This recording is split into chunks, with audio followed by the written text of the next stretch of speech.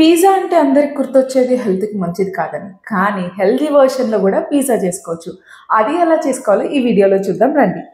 ఒక 100 గ్రామ్స్ క్వినోవాని వాటర్‌లో ఒక 5 మినిట్స్ సోక్ చేసుకోవాలి. మీకు నచ్చిన వెజ్జీస్ కట్ చేసి పెట్టుకోండి.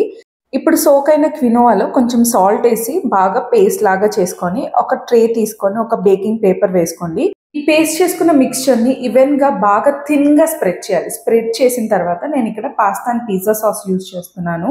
తర్వాత వెజ్జీస్ కూడా యాడ్ చేసుకున్నాను. Onion, capsicum, tomato and extra protein కోసం పన్నీర్ కూడా యాడ్ చేసుకున్నాను. అండ్ చీజ్ ఒక 20 గ్రామ్స్ యాడ్ చేశాను. కొంచెం సీజనింగ్స్, చిల్లీ ఫ్లేక్స్, ఆరిగానో ఇవన్నీ యాడ్ చేశాననమాట. దీన్ని 150 డిగ్రీ సెంటీగ్రేడ్‌లో 10 మినిట్స్ ప్రీహీట్ చేసుకున్నాను. ప్రీహీట్ అయిన తర్వాత మళ్ళీ 150 డిగ్రీ సెంటీగ్రేడ్‌లో 20 మినిట్స్ బేక్ చేసుకుంటే ఇలా వచ్చింది. సో, ఈ pizza protein packed and completely healthy pizza.